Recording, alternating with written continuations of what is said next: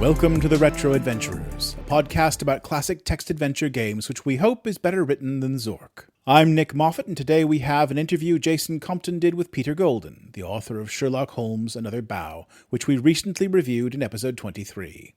And so, without swapping discs, take it away, Jason.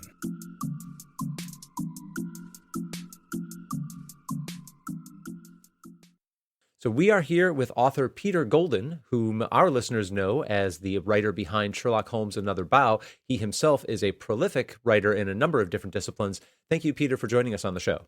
Well, thanks for having me. So for those who aren't familiar with your work or maybe only know you as the writer behind Another Bow, can you give us a brief history of your career as a writer? Yeah, I started out writing fiction and journalism, mostly magazine journalism. And I later started to write books, and I've written histories, biography, I've written a number of novels. So I was interested in making a living as a writer. And so that required me to learn a bunch of different disciplines, which was fine with me because I was curious. And I liked writing histories. I liked writing novels. I liked writing this game. What was different about Another Bow, and I credit Bruce Davis, who was the head of Imagic at the time, most of the people that were writing these games or writing anything about computers were computer people that came to writing from the computer field. And Bruce's vision was, why don't I find someone who knows how to plot a mystery and who actually can write? And so he came to me, and my initial assignment was to come out there and explain plotting to his programmers. When I got out there, and the programmers were like, why don't you hire this guy? So they hired me. And that's how I came to it. One of the things, and this I didn't realize at the time, but in retrospect, I see, I was very interested in the structure of novels, and I was very good at that. I was very good at writing overlays in novels and in past and present and future. I was very good at doing that in journalism. And so what I realized when I came out there was that these games were a structural challenge. The other stuff I was completely confident about. But learning the structure, and I don't forget, when I came out there in January of 84, I'd never used a computer before. I had never written on a computer before. And one of the revelations was when I started writing on Volkswriter, which was a popular word processing program at the time, was that you could write chunks of things and combine them in a way that you used to have to do with tape, and you had to continually retype things. It made life very easy. So this book is not only a testament to whatever literary skill I had, but to the beauty of word processing, which at the time, people were paying $10,000 for the Wang word processors, and that's what secretaries were typing on. But once I sat down and I learned about computers, I was thrilled. And this has been part and parcel of my career. It's made my career much more possible. It impacts the way I write. It's really been quite a help to me. So Another Bow was the first time I learned that. And I learned it on Another Bow before I published any other of my novels or my histories or my biographies.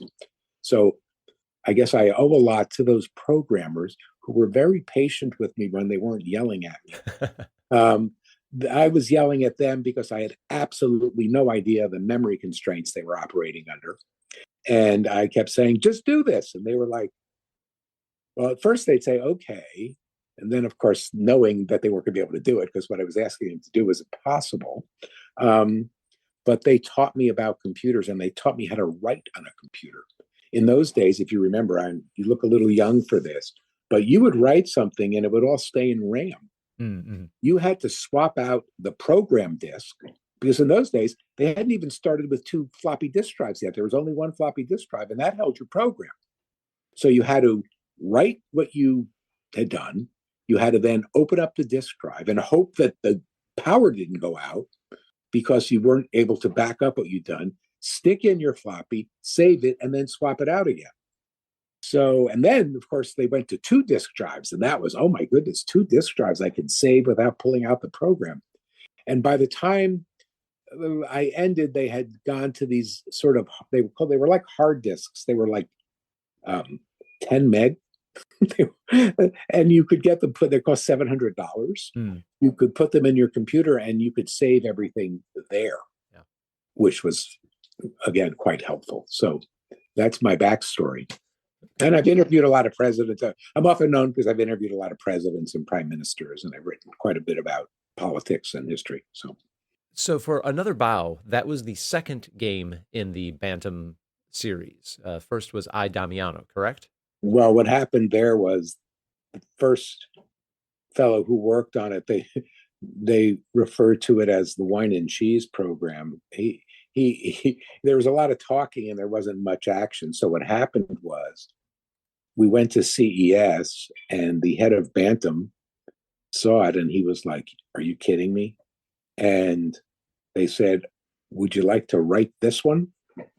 So I had to get involved with writing that one. That was not my first choice. I was not a fantasy guy. I did Sherlock Holmes because I was interested in historical fiction. And I also thought, if you're talking about solving mysteries, where else do you go? So, and I learned how to ape his style, Conan Doyle's style. And so that book is written much in the way that Conan Doyle wrote his Sherlock Holmes stories. And so that's why I did that. And there was a lot of research involved. It was fascinating. I went up and I got schematics for the boat that we were using. And I mean, it was really an exercise in historical fiction, which, interestingly enough, in the latter part of my career, I've been writing a lot of that. So I learned a good deal about historical fiction when I wrote that Holmes piece, because it was about the sinking of it was sort of based on the Titanic. Kind of. Yeah, for me, a great deal became clear about the game when I looked you up and saw what your career and your areas of interest were. Like, oh, this is a political, historical figures guy, and everything about the game suddenly made sense. Right. Want to talk a little bit about, to your understanding. So Bantam is the publisher. They commission Imagic to develop these games. In turn, Imagic finds you. It sounds like Sherlock... The other way around. Imagic found me. Okay. They were looking at it. Then Bantam found Imagic. Oh, okay. So in selecting what works were going to be put into this series, this wasn't you saying, "I've got a hot idea for a Sherlock Holmes game." Was that Bantam saying, "Give us a Holmes game"? That was Imagic saying... No, it was me. Okay, we had it. I started already. I was doing the research on it. I spent months researching that story before I started writing it. I didn't start writing it. I probably got out there in January, and I didn't start writing it probably until May. So I spent months doing research on that. San Francisco had a lot of stuff with boats, and I went up to a museum there. I went to Stanford, and I went to a lot of different places to find the research. And so it was months. I also did a lot of advising. They did a bunch of choose your own adventures. They did a bunch of things. So they came to me quite a bit to say, "What about this? What about this? What about this?" Okay. And I was sort of a jack of all trades, but I took over the Damiano project. So was the concept of setting the game after His Last Bow, was that your concept? Did they come to you and say... Okay. No, that's me. Okay, so tell us about that decision. Well, as I said, I thought, first of all, I could emulate Conan Doyle. One of my skills as a writer is it's sort of like if you've ever seen painters who were known for their ability to copy. Mm-hmm. That's why I was good at structure. I could copy structure. Structure is something you could learn and you could copy it. It was a craft. And the other thing I found that I could do was I could copy styles that were significant. So I could copy Conan Doyle because the style is so unique, and you could learn it. Mm-hmm. And you could go back and refer. I did a lot, I didn't know this at the time. I sort of got in the weeds, but there is a lot of research done on Sherlock Holmes where they make up all these holes in the story, and then they write these like historical narratives, and it's all about a fictional person. I'm sure you've heard about how people go to London and they want to go to Baker Street and see where Sherlock Holmes lived. I've done it. Yeah. Okay. So, he wasn't there. I also read an enormous amount about Conan Doyle, who I put into the game. Yes. So that was I saw that was me. I wanted to do Sherlock Holmes. When they came to me, they showed me Zork, which I saw and I thought, okay, but this guy can't write. Whoever wrote this. Mm-hmm. And I figured that I should play to my strength. After all, I was trying to keep a job. So I said, this is something I can do, and this is something no one else is doing. And Bantam liked it because they came out of the book world. So their editors also had experience with editors with novels. So it wasn't just so they appreciated it because it was literary. It was literate. They also at one time I did a draft of a Louis L'Amour thing. Actually, I wrote it up as a screenplay, but they didn't. Louis L'Amour didn't want to do it. They pitched him, but he didn't want to do it. Are there any other of those pitches out there? Whether they were no, it's Louis L'Amour. It was that was they turned that book over. In other words, they published Damiano. They published Louis L'Amour. Okay, they being Bantam. Yes, but I came up with the Sherlock Holmes I thought would be better, actually. But the choice to set it, post World War I, post anything that Doyle had written, did that open avenues for you because of the types of historical figures you wanted to include on the boat? Absolutely. That's why I wanted to put Conan Doyle in it. He'd been shocked by World War I. World War I is one of the great forgotten terrors in American history, and no one talks about it anymore. They do, of course, pay attention to Hemingway, whose writing is rooted in the trauma of World War I. And it's still an unexamined, there's some wonderful books written about it. It haunted John F. Kennedy, for example, World War I. The Guns of August was a book that was written, a wonderful history book, and he was haunted by that. It was how World War I sort of spun out of control so quickly. So I figured that could be part of what I was doing. So I wanted that kind of background trauma in the book. And I could get Gertrude Stein in the book and all of these people who had been impacted by the First World War. So you mentioned that working on these games was your first experience working with computers, period. Tell us about that negotiation process of you're learning how to use a computer, how to write on a computer, and what the boundaries of this this engine that they've created to run these games are. What does that negotiation look like? Well, I was looking back on it. I owe them all an apology because I didn't really. Well, this is kind of interesting. There was a program published after I got back from California called X Tree Gold. X Tree Gold was a visualization of DOS. And so you could actually see your hard drive and all of the different commands you needed. I also was using dictionary programs by then, and I realized how ridiculous DOS was and what a horrible operating system it was, because everything had to be swapped. Everything was being swapped out all the time. That was what I didn't fully understand. I came to understand it. A couple of them were more patient with me than others.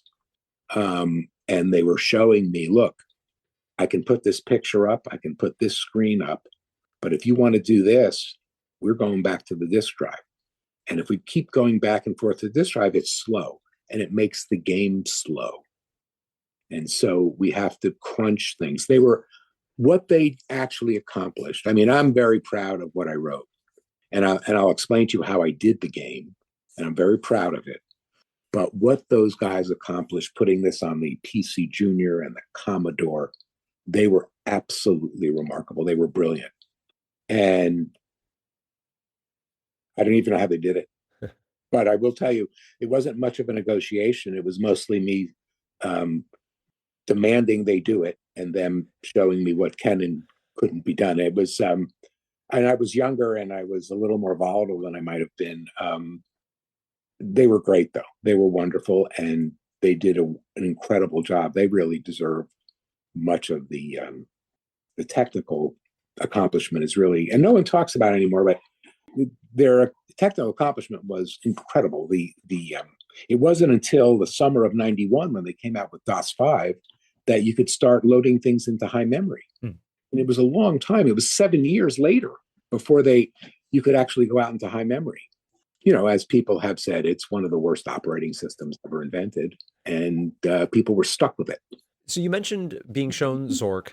In particular, when we talked about Another Bow, we mentioned there's the start of the novella that's in there. There's the guide to the ship that you mentioned, the bios of all the different passengers, including the little Easter egg of the ones that don't get described, and we find out later who they are.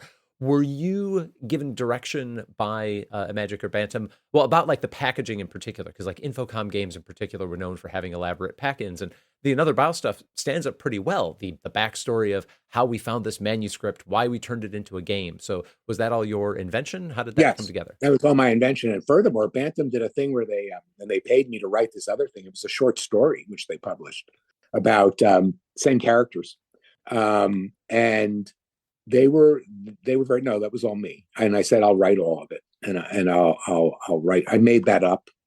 The address used in that package was my grandparents' apartment. Yeah, I mean, I made all that up, but that was easy for me. That's something I do. Mm-hmm. I mean, that was fun. The hard part was doing the game, and I can explain to you how I did that. Yeah. I had help from the artist Michael Becker because he was a game guy. They played all these weird games. The thing I should tell you was I did not like these games. Okay. I did not like Zork. They showed me Zork, and I'm like, I don't like crossword puzzles either. I don't like those things. Right. So how I came to write it, it was really kind of interesting. It was written more like a screenplay, actually, than it was like a novel in the end. But all that packaging, I knew about the packaging, and they said they wanted some packaging. And I said, oh, I have some great ideas for packaging. I had so much information on Holmes and Watson by then, and I had read so much about them. Plus, I read all of the Sherlock Holmes stories before I started writing it. No, I just made that up. It was like a novel. I really enjoyed that part of it. So yeah, the structure of Another Bow, it's framed as these 6 semi interleaved adventures that have their own sort of Doyle type titles. So did you write those out as sort of flat stories and then work with the programmers to turn that into something interactive? Did you learn on the fly? How did that get structured? Learned on the fly, and the way I did it was this: I wrote a story. I wrote a confrontation between 2 characters. Then I said to myself, okay, what are the possible avenues in response to this?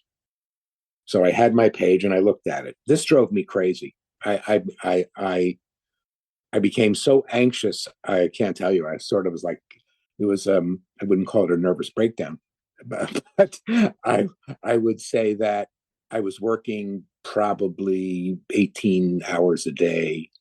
And it was very difficult because you have to, once you get the all right, so this interchange occurs, 6 things can happen. You write those 6 things. You put that here.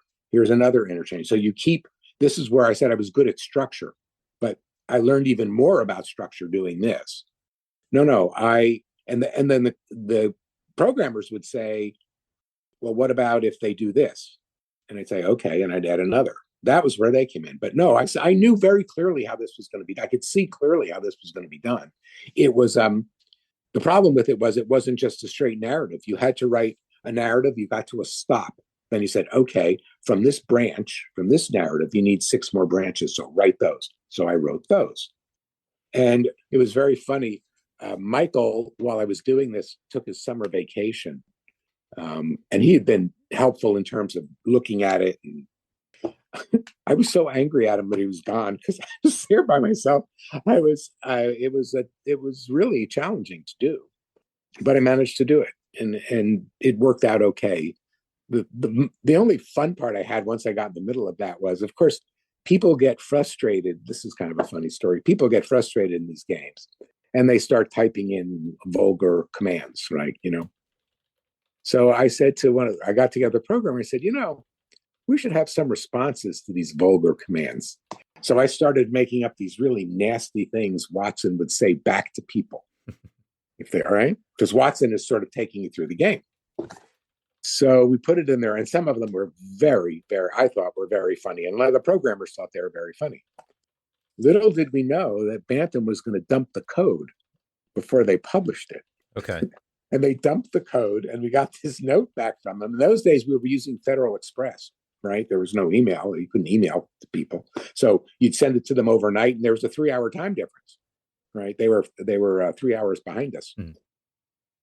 which was good and bad because I was working late, so I could get to the office later, so I could speak to them. But I was up when I was really going. They weren't in their office, and they said, "You have to cut this out of the game. You can't say this to people."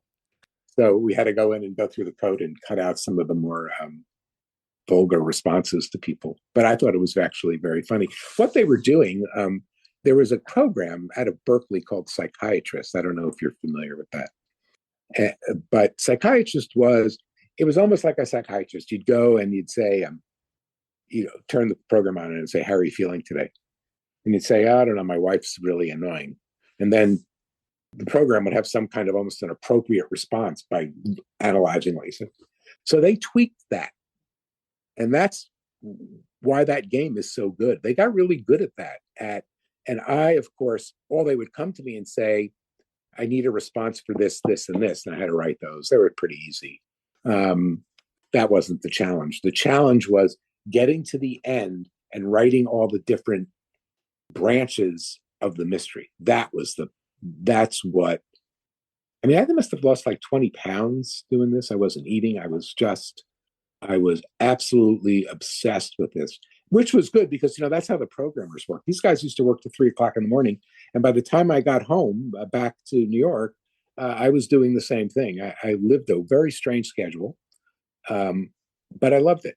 And I'll tell you this, I've had an interesting career. I have never worked with as many brilliant people as I worked with at Magic. Those guys, those young guys, were off the chart. They were off the chart brilliant.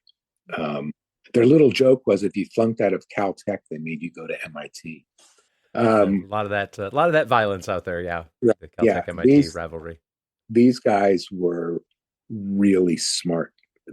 And young, and I'll give you an example. So there was a programmer. His name was Brad, and he was a little older than most of them. And we were doing the responses.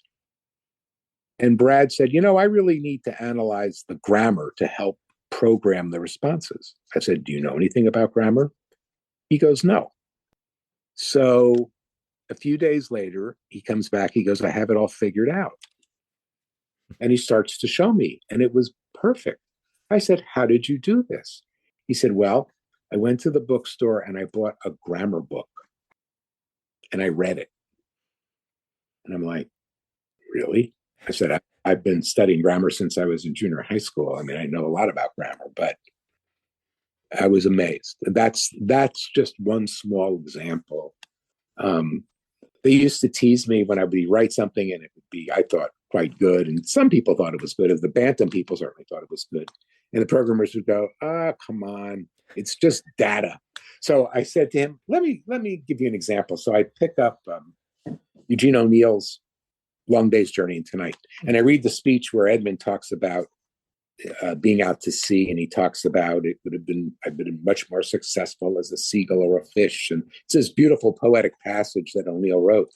So I read it to Mark Klein, actually, and he goes, "That's really long. Why not just say I was at the beach and it was bitching?" Well,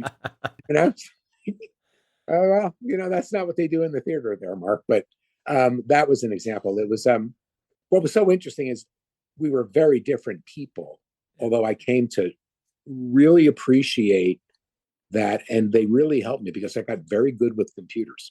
I got really, really good with computers when I got back, and a lot of my writer friends, it was a mixed blessing. All my writer friends used to call me up and say, "My computer's doing this. What do I do?"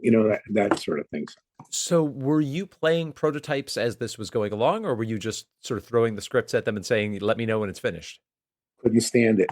I mean, I hate playing these games. I didn't know if that had changed. No, it did not. No, they didn't. No, they didn't. I saw where it was going. I mean, okay. I knew exactly. It was, well, the problem with it was I was basically writing 6 novellas. Yep. That was the problem. When I sat down to do it, I thought I was writing sort of a novel, but I was not. I was writing 6 novellas, and their challenge was how to thread them all together. I showed them how you could do that, but I didn't get involved in that because that had to do more with programming than with writing. But no, that was the revelation when I did this. And that's why when I said to you, writing the package material was so great, is because that was straightforward writing. This was like, oh goodness, I thought I was done. And I'm like, no, you just did these couple of characters and now you have more to deal with. And so I was writing a bunch of books and I didn't realize that when I started. Yeah. That was something I learned much to my chagrin. Yeah, I think I felt that, reading it. Once I did a little research and realized, oh, this P.A. Golden, this is a real person and this is who he is. I'm like, oh yeah, I can feel that he's happier writing this novella. To that to that antagonism, we did notice that if you tell the game that you want your inventory, you get chided. We are not stock boys. If you try to go north, it says you put the compass down. Is that more the voice of Peter Golden then? Yeah, that's me, and that's Mark. That's Mark Klein. Yeah, Mark Klein was a brilliant young man, and he went on, I think, to a very interesting career in tech. I think he's retired now. And he was very acerbic. He was one of those people that he'd never talk, and then something come out of his mouth and it would often be hysterical or right on point. And he's actually the one that taught me how to use computers. So that was a mix of me and of generally Mark, some others too. But because they're kind of a I would say they were all on the spectrum. They're kind of generally acerbic people, and they're not overtly expressive. So you often they look at you when you're talking to them, and they're thinking about a response, but they don't say anything. And so part of also what I did was to coax them to tell me, because sometimes they would say they didn't want to tell me something didn't work, or they didn't want to tell me it needed this. I said, no, just tell me. But I, as I said, I was sort of in the weeds for a long time. That period of actual writing all that stuff is one of the haziest memories I have of all the work that I've done. It was, and I was doing it on an incredible deadline. The deadlines were wicked because part of what happened was they asked me to do the Demiano game. Okay. And just as an aside, my mother died in the middle of this. So I had to go back to New York, and then I came back, and it was messy. It was messy. So something that we've tracked over the development of our podcast is how relatively few games there are out there based on Shakespeare properties, given that there were so many and they're so well known. And the joke that I came up with while we were doing this episode is that, everybody was too busy making Sherlock Holmes games, because this one kind of sits in the middle of 3 significant commercial releases, and there were more in the 90s as like CD-ROM tech. You get Sherlock Holmes Consulting Detective. So were you aware of the Melbourne House Sherlock that came out before yours, the Infocom Sherlock that came out later? No, okay. No, I was not. I was not aware of it. My thing was, my take, the thing, as I said, the great white whale in that field was Zork. Mm-hmm. And so when they showed me Zork, I was like, this is interesting. Although it wasn't for me. I never played Zork. I mean, I played it enough to read it. Yeah. But I thought, no. If we're going to have novels for computers, let's make them novels. And Sherlock Holmes was the easiest way to do that. By the way, I did consider Hamlet. Okay. I did. The problem I thought would be that people, and I could have done Hamlet because I'm quite familiar with the play and the story. And the problem with Hamlet was they're all dead at the end of the play. So I would have had to do sort of a precursor to Hamlet. And I didn't know if I would be as good at that language as I was going to be at Conan Doyle's language. Conan Doyle was pretty easy for me to replicate. Yeah. Shakespeare is a little harder. And so your framing was that we are reading a story as though Watson is writing it, as though this is a lost Conan Doyle manuscript. In other games, sometimes Holmes is the protagonist and it's his point of view. In the Infocom one, it's Watson as the protagonist, but it is not written in the Doyle style. For you, was that always the natural way to do it? The player is controlling Sherlock, but the output is as though it is being written by Watson looking back? Yeah, I mean, I followed the Conan Doyle's lead. I should also say this. I forgot to mention this, and I'll check it for you in a minute. Let me just check this for you. Yeah. There was a book that was published that was very popular, a novel that was made into a movie. and it was called the 7% Solution. Yes. And I think it was out at the time, and that might have also influenced. That would have been the late 70s that was Yeah, that was I think it was. That's what I'm looking for right now. And he had a lot of success with that. It was very popular. And so I thought, well, let's see when it was published. It was published in, the original was, this is 93. Yeah, I think it's in the 70s. Yeah. And so I thought if that was popular, then maybe this would be popular too. I was looking for the audience that played games and read novels. That was the audience well, I shouldn't say I was looking for. That's what I thought Bantam was looking for. They thought, and they sold this at Walden's, and there was a bestseller list. It made the bestseller list when it came out. It was very popular as a game. I'm stunned that I still hear about it. I get text messages about it, and I'm always amazed that people are still doing it. No, I thought that Bantam was a book publisher, so I wanted to do something literary. I could have done something myself. The other thing I had thought of was to make up my own, write my own detective story.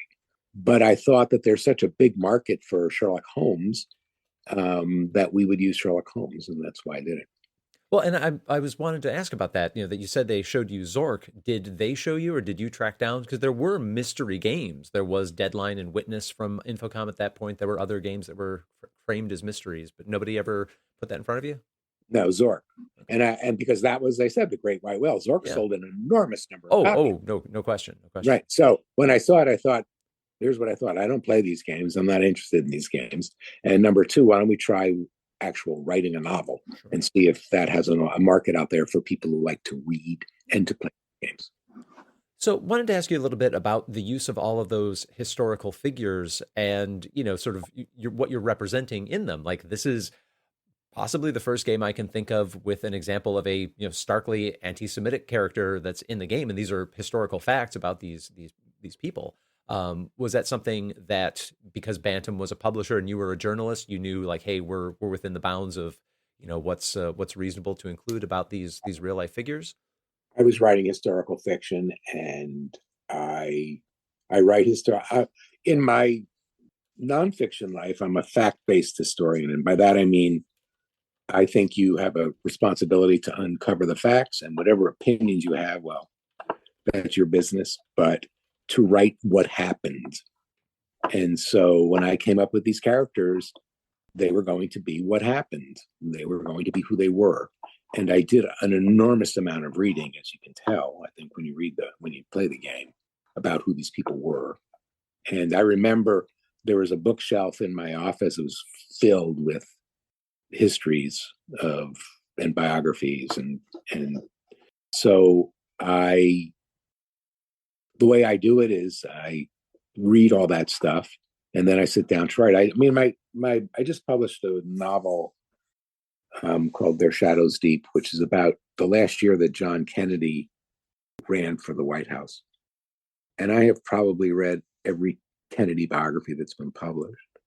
I to say nothing of all the things about his presidency, and I've read an enormous amount, but I don't really refer to it when I start to go. I use whatever impressions I have. Every once in a while, I'll refer back to where something happened, but I don't, or what date something happened. But it's in you. I mean, what I do, what I think I'm good at, is the structural thing that I told you is related to the ability to take a lot of information and give it back to you in a shorter, understandable form. That's what I do. I'm okay with language. I'm okay with a bunch of things that have to do with writing. But if I have any talent, it's for structure, and it's for the ability to boil things down.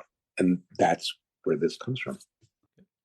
At what point in the writing process did you get the image of Gertrude Stein beating up the philandering Picasso? That, to me, when I saw that scene, I'm like, is this what made him want to do this game in the first place? Did he how can I tell this story? Well, the famous line, right? What gave me that scene was something I knew. He worked on a portrait of her. I don't know if you've ever seen it. It's on one of her books. It's a portrait he painted of her. Okay. And she looks like a brick wall. She has a very mannish face. And she was very upset when she saw it. And she said to him, "That doesn't look like me." And he said, "It will." And so, so I don't think she liked that very much. So I always thought, well, I could see her getting a little upset about that. So that's where that scene, I made that up. That was where that scene came from, just because I knew that quote. I thought, that's the funniest thing. It doesn't look like me. It will. So I thought that's pretty funny. So that's why I did that. Your mention of the 7% solution brings to mind something that I talk about when we're talking about these games, which is how much or how little Moriarty I like in my Sherlock Holmes. And in this, you've got him sort of in the periphery. Is that him? How much is he behind it? Whereas a lot of kind of latter day Sherlock Holmes media really zeroes in on Moriarty as this master planner, rather than, as he's portrayed in the 7% solution, a victim of Sherlock Holmes drug-addled delusions. What made you decide to build the mystery more around international Bolshevism and all these other plots, and kind of keep Moriarty on the sidelines? Well, because I thought the history was more interesting, and Doyle himself sort of kept Moriarty in the background. Oh, for sure. And the only reason they have that thing where they go off the falls was he got sick and tired of writing about it. And so he said, "I'm going to kill all these guys, and I'm not doing this anymore." He quit. And there was such outrage about the loss of Sherlock Holmes and Moriarty, he brought him back. So I always felt that he was sort of this evil presence in the background, almost a philosophical evil, that was what Conan Doyle was using him for. And he was much more interested in the characters in the immediate story than he was. So I followed his lead on that. And also I thought people like learning about history, and they like seeing historical characters, or at least I did. And people who read my books obviously do, because this book with Kennedy's got a bunch of them in there, and it seems people really like that. So I guess that's why I did it. I thought they were interesting. All those people in that thing are, life is so much more, so much more interesting actually than what you can make up. That I've always found that with history. The history is gray. People like it to be black and white, but it's really not. And it's much more interesting in reality than what novelists do, seems to me. So that would probably, that's something a conclusion I've reached now, much later on in my career. But I suspect it's something I thought even then, but I don't remember thinking it. I just remember thinking I want these characters in there. Speaking of surprises in history, as I was doing a little bit of research, I found Sherlock Holmes in Under the Boardwalk. So this was a sequel that was pretty much ready to go. There's box art, there are screenshots. Was this being developed after the release of Another Bow? Yes. Is there user feedback coming in at this point? Yes. So how did the user feedback influence what was going on in the sequel? No, they liked it, but they got out of the business. They decided that they thought it.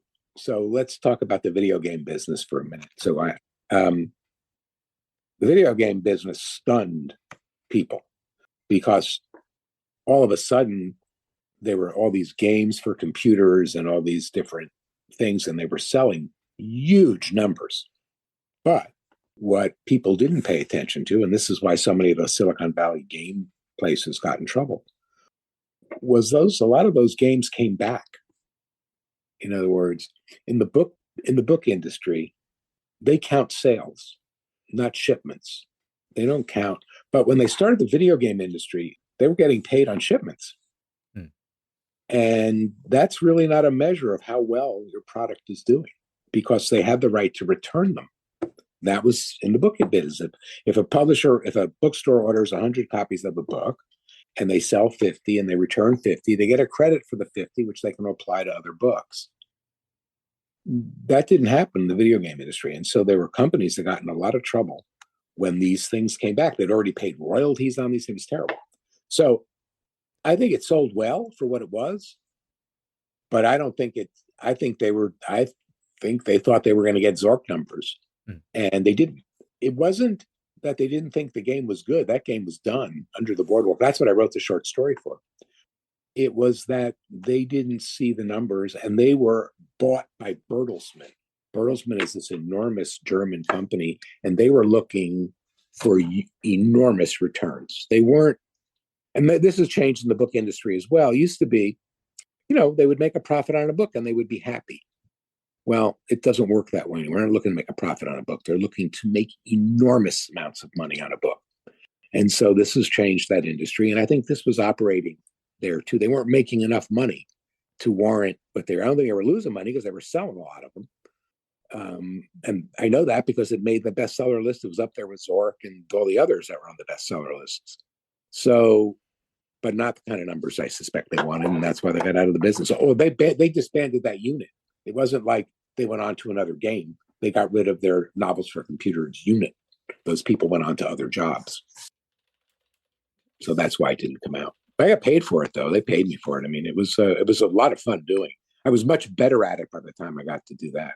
And that was based on some of the research out there, set in the 1930s in Atlantic City. So this is an even further, wind into the future in the latter days of Holmes and Watson. Yeah, Prohibition. I was and mobsters. This was actually, if you saw that, what was the name of the HBO? Boardwalk Empire. Yeah, this was really. I've written a novel about those people, and this was really like Boardwalk Empire, but many years, of course, before Boardwalk Empire. And I knew a lot about. I know a lot about that area. I grew up in New Jersey, and I knew a lot about mobsters in New Jersey and about Atlantic City and about Newark. And so this next one was going to be in Atlantic City and Newark, and it was going to be New Jersey. I wrote a novel about them later on in my career called Wherever There Is Light. But this is, I knew a lot of I read more, but I knew a lot about it before I started it. Do you have any design notes, either from Another Bow or from Under the Boardwalk? Oh, geez. I went looking for it. No, I don't. I can tell you what they looked like, though. Okay. I took printer paper and I wrote the scenes up on printer paper and I put them all over the place. They were all over my walls. In those days in my office, in those offices there, they had this sort of, it was like walls where you could thumbtack stuff up on the wall. It wasn't a bulletin board. It was like a soft covering. I had it all over the place. I had it on every surface in my office. And then I would move them around. It was storyboarding is actually what it was. But it was like 6 movies. That was the problem with it. If I had just done one thing, I would have been fine. I wouldn't have been so out of sorts. I'll tell you this, when I finished it and I turned it over to Michael Becker, he went crazy. He was like, he was in as bad a mood as I was in when I was doing it, because it was so labor intensive. Because as I said, it was 6 novellas, and I had never ever imagined that's what it would be. Not until I got into it did I realize this is terrible. This is really going to be horrible, because I'm going to have to write all of these branches. And what you had to do was you'd write the branches and then you would find a way to meet the branches. Yeah. But you had to write the other branches. So you had to write all the different roads, and then you had to write the big scene where they come together. No, I don't have any notes. It was a nightmare to write. I've written a 800-page history. I've written biographies. I've written really long books, intensely researched books. This was the hardest writing assignment I ever took on. I should say I didn't know as much then as I know now, but it would still be, looking back on it, I'm still amazed that I figured it out, because I don't even know how I did that. It's hard to explain the creative process. Like, I'm writing a novel now, and I sort of know what's going to happen, and I'm on a deadline for the publisher, but I kind of know it's going to happen, and I know how to do this. You have to understand, when I did this, I had no idea what I was doing, and I had never written a novel. So the putting this together was nightmarish. And I haven't thought about these things in 40 years, but I learned a lot about plotting and writing. The writing was easy. That was the mistake I made when I saw Zork. I saw Zork and I thought, I can write better than that. This is no problem. Because they weren't really worried about the writing. They were much more concerned about the actual mystery, the actual game. I didn't see that part because I didn't know anything about it.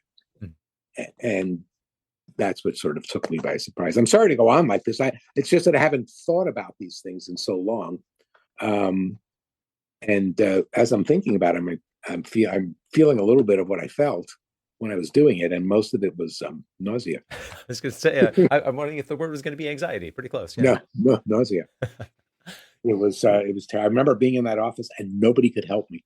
No one. And then and Michael would have been the most help. But as I said, we got into the meat of this at the end, and he was away. And I remember coming in the morning being furious at him that he was on vacation. And not that he did anything wrong. It was a summer vacation. It was like he left me high and dry. It was that it was so hard. It was so hard for me. Do you happen to recall if Under the Boardwalk pays off more of the is Jeffrey Adler Sherlock Holmes' son plot?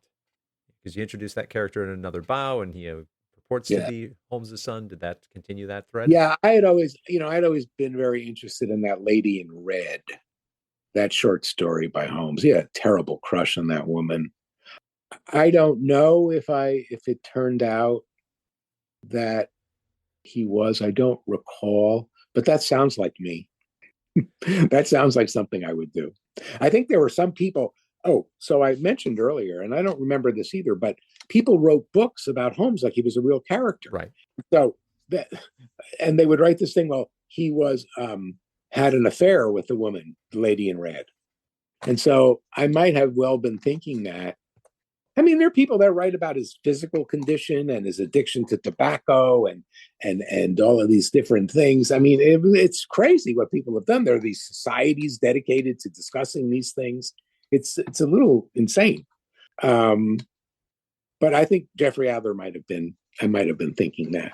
I was really interested in seeing in Holmes interacting with American mobsters. I thought that and Watson sort of confronting these these sort of prude Americans, I thought that would make for some fun interaction. So. You were writing this game at a period where a lot of different publishers were doing doing games based on books. Did you ever connect with any of those other authors, either ones that whose works were being converted, or people who were doing that work themselves? Kind of a society of how did we end up doing this? No, because what happened was, so I came back to New York. Had finished Under the Boardwalk. I had to go out there a couple of more times to discuss Under the Boardwalk. I wrote it. I went to CES with it, and it was in Chicago that year. My mother had just passed away, and I came back here. I was back in Albany, and I was figuring out what I was going to do. And I went by this store and I saw this regional magazine in the window. So I went over to I went over to the office. I said, "You looking for writers?" And I told them about what I've been doing. And they said, "Okay." So I wrote a couple of things for them. One of them was a profile of Mrs. Whitney, which was pretty funny. And I all of a sudden I had a lot of work, and that led to my first book offer. So by the time I would have made those connections, I was interested in making a living. So by the time I would have made those connections, I had sort of put together a magazine career and then a book career. Mm-hmm. So I was really more interested in writing books than I was in doing. And now that you mention it, that might have been a smart thing to do. Here's what I've done. Here's what I can do. Are you looking for someone to do anything else? But my thinking was, once Bantam decided there wasn't money in it, that it was something that would go away. And so I was looking for a book career, and I started in the magazine, and then I got an offer to do a biography. So I also enjoyed my magazine career back when there were magazines. Oh yeah, yeah, it was wonderful. And I'll tell you, this is another thing. I learned out in California. for a writer, I knew an awful lot about computers. So when you would go to these magazines, what happened to me was this. A lot of these magazines wanted to write profiles of people. And I did and I was very good at that because I had written profiles for magazines. Mm. I hadn't written about Jim Canavino, who was in charge of, let's say, he was in charge of creating the ThinkPad for IBM. So I went and I pitched these people, and I found an enormous amount of work, and they were paying an enormous amount of money because they had so much advertising, and they had really expensive advertising, right? Because Sun and all of these computer companies were advertising there, Intel, and so they paid a lot. And so when they wanted a technical person, okay, they got a technical person. But when they wanted something with a little pizzazz, like a profile or something, they'd call me. Because, and I was also had won awards for investigative journalism. So there was some fraud going on with, in those days they were doing sort of gray market laptops and things like that. And so I did a big story on that. People were sending in money for laptops that never showed up and all kinds of things. So I was well positioned for that because I knew about computers. Again, it was people were coming to these magazines from computers, not from writing. So that helped me quite a bit. I was always very grateful for that. But yeah, so it sounds like you've not since like kind of hung out your shingle as an interactive dialogue designer or been approached because of your background. Hey, we've got this game, but it needs a writer's touch. No, I have not. Although I've gotten somebody a long time ago expressed interest in reviving another bow and making it modern. In other words, for modern use for computers. Yeah. And I had to call the problem is Bantam has been acquired and reacquired, and who exactly and Magic is out of business. Right. So who exactly controls those rights was more complicated and more work than I really wanted to get involved in. So, no, if somebody wanted to do it or somebody ever needed that, I would certainly do it. But I just maybe that's something for my real old age. I don't know. I did like it. I did like creating dialogue for it, and that part was fun. Like working with Mark about the sort of off-color responses. I had a lot of fun with that. Being profane was something I was good at too. So. And for what it's worth, I know you have plenty to do, but like there are new tools out there that have been designed more for writers who can get around the computer a bit to make it easier for them to implement their own ideas if that's what they want to do. Yeah. It's a lot different than it was 40 years ago when it was a much more technical domain. Yeah, when I look back on it, what was so remarkable about it was we were sort of making this up as we went along. And everything. Listen, when I went out there, I thought I was going to be I brought a bunch of my legal pads and my big pens with me. I didn't know. And then they said, here's an IBM PC. And I'm like, whoa, how do you use this? And then Mark showed me and I saw it. And immediately knowing my strengths and weaknesses as a writer, the minute I saw it, I thought, I just became a better writer because this is going to help me. I was in the middle of writing my first novel then, and I had the pages, and you could see all of these sort of arrows pointing to this, add this. It was a mess. The computers made that very easy. So I thought that writing the mystery, Another Bow, would be easier than it was, but I don't know how I would have done it without a computer. That would have been horrible. And did you spend any time in the world of Holmes, as writing short stories or trying to hit novels for that, which, like you mentioned, is a market? I talked to Bantam about that, and because I said, you own some of this, why don't we just turn this into a novel? Because I could that would have been easy. Sure. Because I had the code, yeah. Right? Because I could just read it, and I could just make the chapters up from dumping the code. Yeah. And their feeling was at the time, let me tell you about the book industry. When you talk to editors, they're really very sure. And the truth is they don't know anything. Okay. And as William Goldman wrote about Hollywood, nobody knows anything. Or did he say nobody knows nothing? They said, well, we thought maybe we'd sell, and this is what I got back to you earlier, when I said to you earlier, we thought we'd sell maybe 25 or 30,000 copies of it. Well, that to me sounded pretty good, but that's not what they're in the business of. That was back 40 years ago. They're in the business of hitting home runs. And then they publish a bunch of literary stuff they know they're not going to make any money on. But they're mostly looking for home runs. And this would, in their minds, would not have been a home run. I don't know that I agree. I thought it was pretty good. And I thought the Freud book, the 7% solution, had done quite well. But so they didn't want to do it. But they owned it. So once they said no, it wasn't like I was going to get to do it. Right. Yeah, I was more thinking, but you could have written another, Holmes adventure with kind of the skills you developed. But I was working on a novel at the time, and it's very funny. That novel that I finished was very long. That novel didn't get published until maybe 15 years later, when I went into it and pulled out a piece of it and wrote that as the novel and got rid of all the other part of it. And that became a novel by itself. So the novel I was working on that didn't get published. And then I got this huge deal to do this biography. That's the one where I got to interview all the presidents and prime ministers. And that really helped my career. Once I did that, I got phone calls about doing books all the time. So that was the other reason I didn't look in this world, was I was, you're a shoemaker. You can only make one pair of shoes at a time. So I couldn't really do that. No one's ever called, although I know it's got fans out there. I know that people play it. I'm always amazed that they do. Oh, now that you mention it, I mean, how did you come to, that was my question. How did you come to this? How did you find this?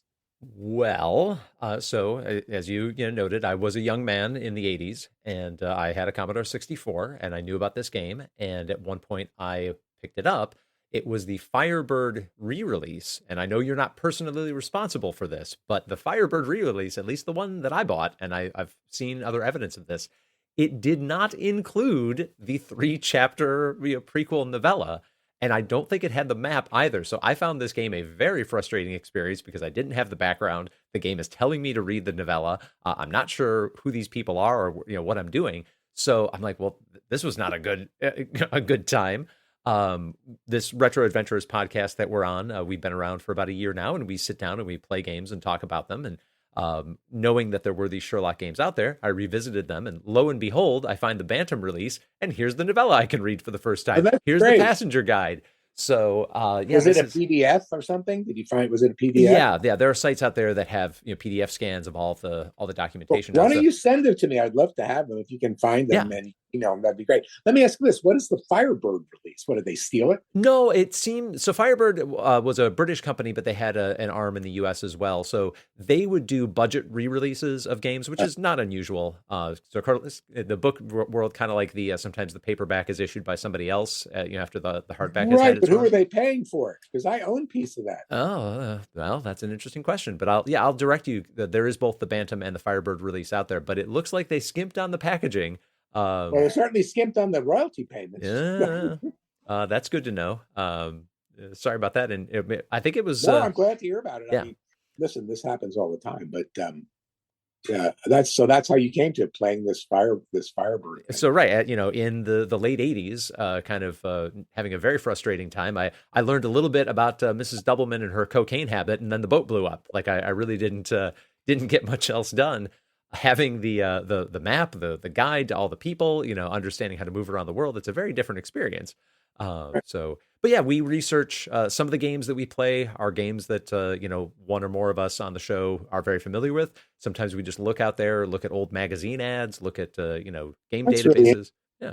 Really, were you able to play the game once you had the map and the? Yes. Yeah. So, the three of us played through it, had kind of different experiences and how far we got, and sort of discussed both the storytelling and some of the technical challenges involved in it. Yeah, the technical challenges were interesting. Storytelling, I thought, was pretty good. I mean, I think it's a pretty good story. I Some of them I like more than others, but a lot of it was I found amusing. So, I mean, that was the best part, was making amusing stories. Yeah, I don't know how I don't even know how it stacks up against other games. Although I do know it's better written than Zork. That was that was what I set out to do. Well, and as we talk about, Zork. Well, interesting that you align with the Caltech guys. Zork came out of MIT, and notably, these are mechanical engineers who Right. the programming's not a challenge, and they think in terms of sort of graduate level mechanical engineering challenges. Whereas That's a really good point. Another Bow is more of a game about following people and interacting with Houdini at the right time, and making Well, I sure. thought that was fun. I mean, wouldn't it be fun to meet Houdini? Wouldn't it be fun to meet these people? That was the other part of it that I liked. You're meeting these people, and it's kind of cool to see them and to meet them. Yeah, the three games that were out, like the Melbourne House Sherlock that you weren't aware of, that one, it's a lot about characters kind of semi-independently moving around the world. So Lestrade wanders around, and you have to make sure that he's in the right place at the right time. You have to make sure Watson isn't around you at times that would blow your cover. It does not take a writerly approach. In other words, you're the only one of those three that said, let's write it as though Conan Doyle wrote it. Right. And the Infocom one that came later, it was actually their last all text release before they started adding graphics to their games. That one is, again, Watson is the protagonist. He's kind of driving the action, and it's more of a puzzle solving game. So a lot of unlock A to get to B to get to C. It is not trying to write from the Conan Doyle perspective, but it is more lavishly written than, say, the Melbourne House Sherlock. And at the time, they were more ready to pull text off of disk. You kind of alluded to the challenge where it sounds like your team said, we need to store all the text in memory because we can't be hitting the drive all the time. We'll just load the graphics from disk.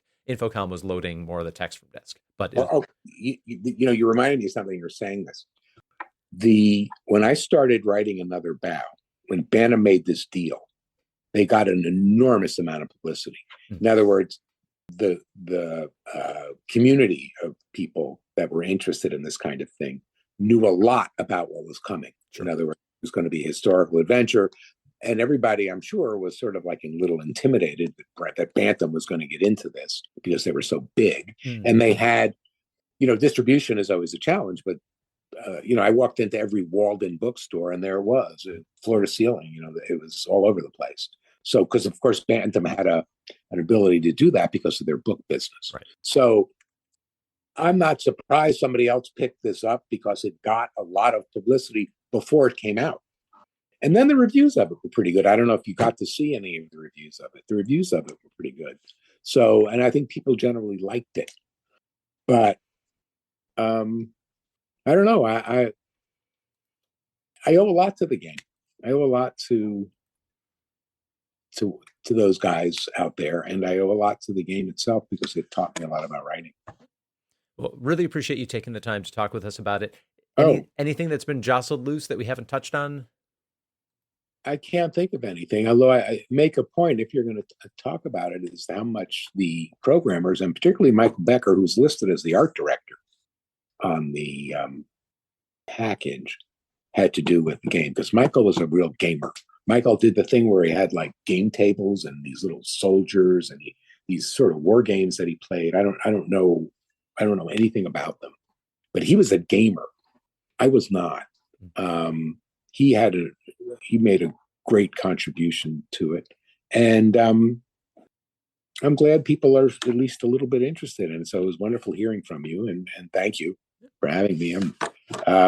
But I would like to see those PDFs if you get them. I haven't seen that stuff in a long time. Yeah, I'll send the links to that. And what's the best way for our listeners to follow your ongoing works in historical fiction and other prose?